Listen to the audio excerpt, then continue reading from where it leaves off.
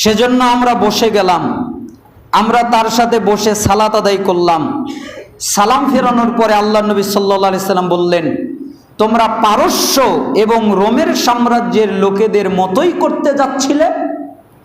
তাদের বাচ্চারা বসে থাকে আর তারা দাঁড়িয়ে থাকে।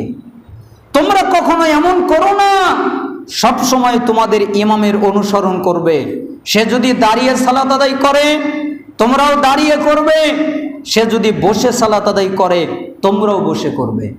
তার মানে মুহাম্মদ সাল্লাল্লাহু আলাইহি সাল্লাম সালাতের মধ্যে বসেছেন, এই জন্য কেউ দাঁড়িয়ে থাকতে পারবে না। সালাতের মধ্যে এই অনুমতি নাই। কেন? মুহাম্মদ সাল্লাল্লাহু আলাইহি সাল্লাম বসেছেন। ইমাম যদি বসে যায় সমস্ত মুসল্লি বসে যাবে। ইমাম যদি বসে সালাত আদায় করে সমস্ত মুসল্লি বসে সালাত আদায় করবে। ইমাম যদি ভুল করে পিছন থেকে লুকমা দেওয়ার পরে এরপরেও যদি ইমাম ভুল করে রুকুর পরিবর্তে সেজদায় চলে যায়, মুসল্লিরাও সাথে সাথে চলে যাবে। পরবর্তীতে ইমাম বুঝতে পারলে ওই রাকাত আবার পূর্ণ করে নেবে মুসল্লিদেরকে নিয়ে। তার মানে বিরোধিতা করা যাবে না। রাসূল সাল্লাল্লাহু আলাইহি সাল্লাম এজন্য বললেন যে ইহুদি খ্রিস্টানেরা তাদের যারা গণ্যমান্য ব্যক্তি তাদের সামনে দাঁড়ায়, আর আমি বললাম সালাতে আমি বসলে তোমরা দাঁড়াতে পারবে না, বসে যাবে। এর অর্থ হলো বোঝা যায় ইহুদি খ্রিস্টানেরা তাদের সম্মানে দাঁড়ায়, কোনো মুসলমান অন্য কোনো মুসলমানের সম্মানে দাঁড়াতে পারবে না। তাহলে এখান থেকে যেটা বুঝার সেটা হলো তাদের বিরোধিতা করা।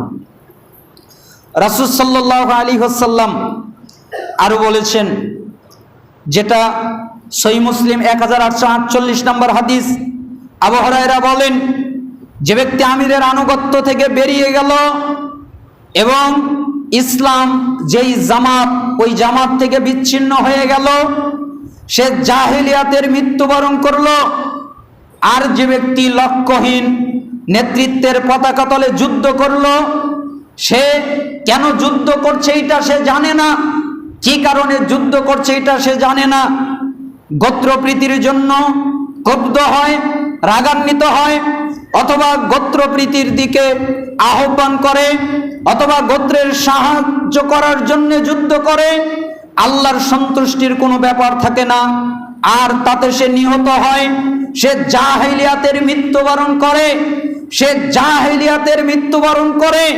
আর যে ব্যক্তি আমার উম্মতের উপর আক্রমণ করে, আমার উম্মতের ভালো মন্দ সকলকেই নির্বিচারে হত্যা করে, মুমিনকেও রেহাই দেয় না, যার সাথে সে ওয়াদাবদ্ধ হয় তার ওয়াদাও রক্ষা করে না, সে আমার কেউ নয়, আমিও তার কেউ নয়।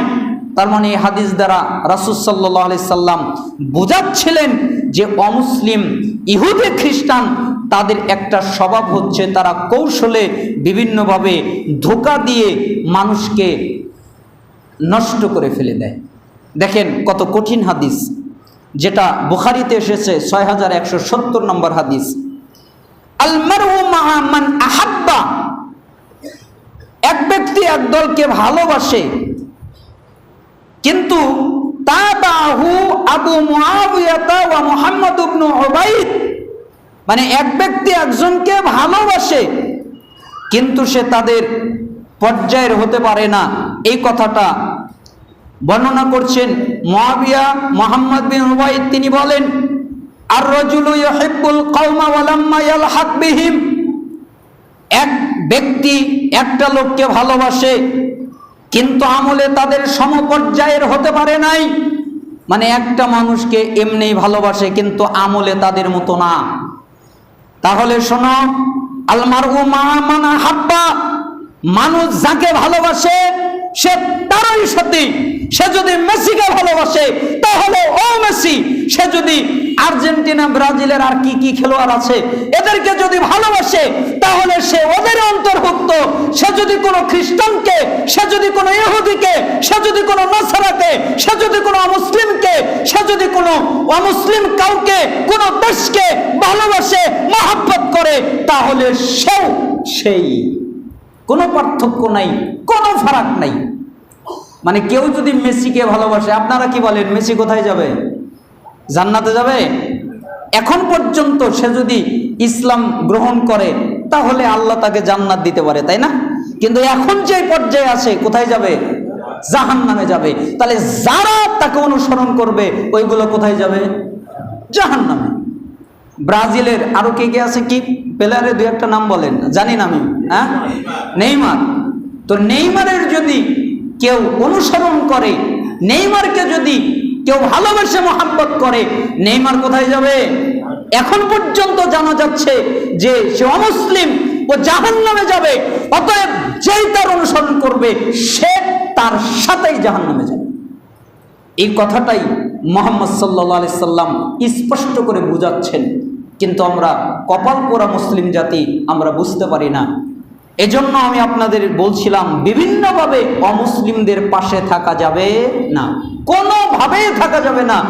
এমনকি আপনি আর্জেন্টিনা ব্রাজিল দুটা দেশ না, এই দুই দেশে চাকরি করতে যেতে পারবেন না, হারাম। চাকরি করতে যাবেন, টাকা ইনকাম করতে যাবেন, এটাই নিষেধ, এটাই হারাম। কেন? ওটা অমুসলিম রাষ্ট্র। আর অমুসলিম রাষ্ট্র থেকে হিজরত করে মুসলিম রাষ্ট্রে যেতে হয় নিজের ইমানকে বাঁচানোর জন্য। আর আপনি যদি অমুসলিম রাষ্ট্রে ঢোকেন কামাই করার জন্য, তাহলে আপনার ইমানটাই বিক্রি হয়ে যাবে। 5 দিন নামাজ পড়বেন, 10 দিন নামাজ পড়বেন, 15 দিন কমিয়ে যাবে, 20 দিনে আরো কমবে। এক পর্যায়ে আপনার সালাত, সিয়াম, হজ, যাকাত কিছুই থাকবে না। আপনি ওই অমুসলিম ইহুদি খ্রিস্টানের মতোই হয়ে যাবেন। এজন্য অমুসলিমদের কাছে যাওয়া যাবে না। আমি একজন সালাফ তেনার বাণী পড়ছিলাম যে অমুসলিমদের ভাষাও শেখা যাবে না। অমুসলিমদের ভাষা কেন শিখবেন? আমি অমুসলিমকে দাওয়াত দিব। অমুসলিমকে কি দিব? দাওয়াত। এই জন্য আমি অমুসলিমের ভাষা শিখব।